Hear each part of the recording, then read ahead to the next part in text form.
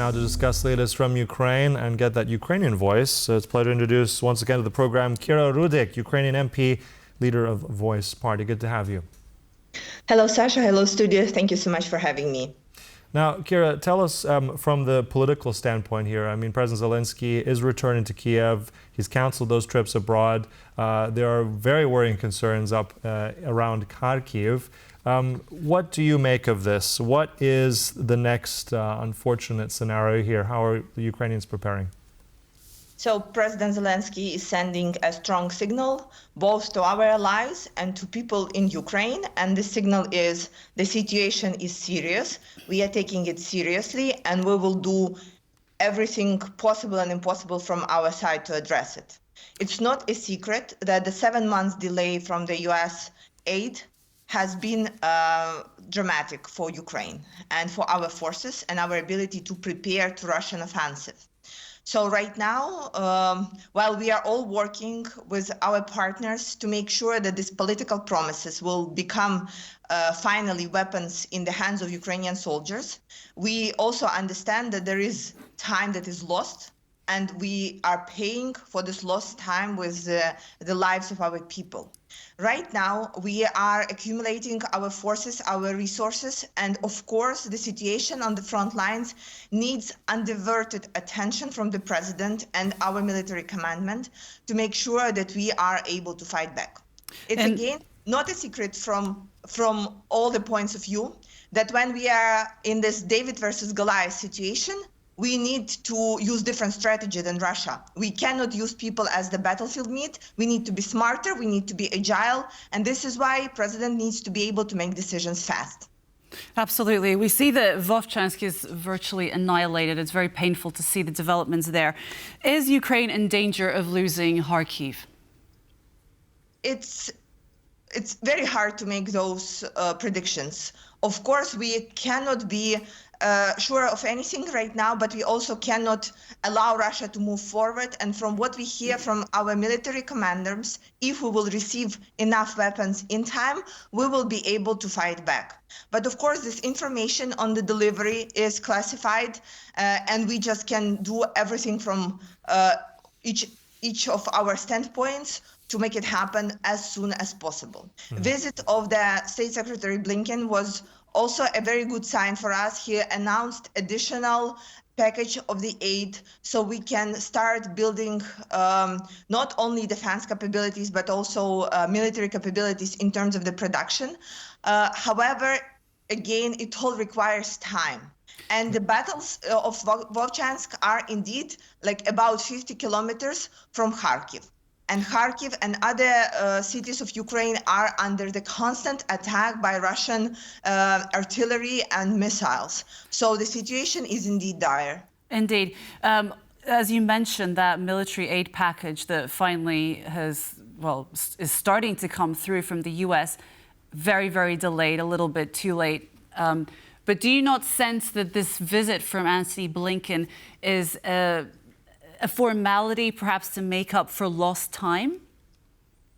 It was felt a little bit like he's coming to reconfirm US stands with Ukraine and support. And aside from the political meetings Mr. Blinkin had made, many of the public appearances on the ground here in Ukraine. However, I think we do not have this question about the US support by Ukrainian people. We have a question about the timing. And what we really need to hear from State Secretary and from many others is that everything that is possible or impossible in terms of the logistics is being done right now. So that we can know not only for the next months or next 6 months, but moving forward, that there would be no such delay at all. And this is the exact request by Ukrainian people that we hear here on the ground. You mentioned timing, Kira, and I want to jump on also what Marie has said about very much this aid trickling in, it's coming in, but at the same time, it's once again being delayed, it seems. And if you look also, I think this week you had the Prime Minister of Denmark, Ms. Frederiksen, who had a joint press conference, Olaf Scholz in Stockholm, and she had originally, she's part of the F-16 coalition, originally planned to send these F-16s that were supposed to be ready this next month. Now she's retracted that, said that it might be the next few months. So again, we have another delay. You spoke of timing. Is this yet another disappointment, or how do you see this play out also on the battlefield, that these F-16s also will now be potentially delayed? F-16s are obviously critical for us because it adds additional layer of protection for our skies. And it's not only valid on the battlefield, but also for the peaceful cities of Ukraine, where people just simply want to have assurance that they will wake up in the morning. But I think what is critical on this part is that Russia knows all of this. They knew about the delay of 7 months from the US aid, and they were able to accumulate forces and use this time for their benefit.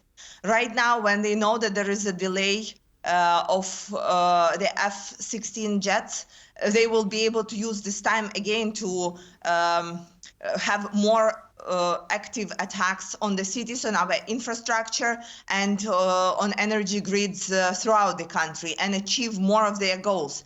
So, you know, Sasha, it's very hard in our situation to say, oh, we wish things would have been very different. The way I'm saying it, Kira, is because we once again, I think, have another delay, another disappointment. Public realize that this will be happening when it's supposed to happen. Again, it's being pushed again. It's just, again, this disappointment mechanism that seems to almost be very endemic, I think, in a lot of Western support. I agree with you. And this is why we need to switch to be the tide here, to make sure that we are kind of playing more against the timing than being constantly saying there is delay here and there. We understand that mostly our allies doing the best with what they can. But the fact is that the best right now is not enough for us to be able to answer Russia's attacks adequately. We need to have more done. And again, the fighter jets is not something new. It's something that we have been begging for since the day one of the full-scale invasion. So, indeed. But just moving on now, changing the tide. We hear that Ukraine allegedly struck the Belbek airfield in Crimea with ATACMS overnight. Do you have any more details about that? Can you tell us a little bit more? We are very careful about commenting any of the successes and anything that happens on the territories that is temporarily occupied, right? So we understand that we will use all the opportunities to fight Russia on all the territories. And this is why when you see some of the successes, we like to keep it quiet and say, we will hold all the details on that until the victory. But it seems also like a bit on what Maria said. I mean, it's a success on the ground in Crimea. We hear the ATACMS being used, utilizing this new weaponry. But then we look at what's happening in the north near the border there. If we look at what's happening around Kharkiv, can Ukraine at this point really have this multiple front? Can it really use those weapons here or just in the south or in the north? Or does it have to decide on one area? While our resources are indeed limited. So we have had many of our military officials share this information that yes, it is very hard for us to have to be battling at many fronts, and these fronts are not only. Oh, excuse me, my cat is again on the. Michelle, sorry. I apologize, Sasha. She's always very grabbing the attention. No, it's very hard for us to be at the same time continuing on strategic goals, but also fighting the actual battlefield. We have limited resources, we have limited amounts of people, and this is what Russia has exactly counting on, that at some point we will make some strategic mistake. We will try not to do it. We are having very good advisory, again, from our allies.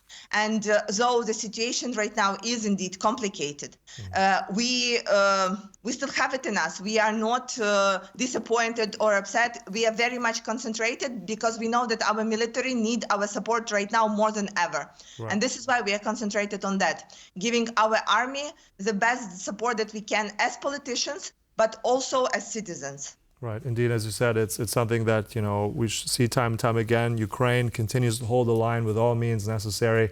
Thank you so much for that. Always a pleasure to speak with you. Kira Rudik, there, Ukrainian MP. Thank you so much for your time. Thank you.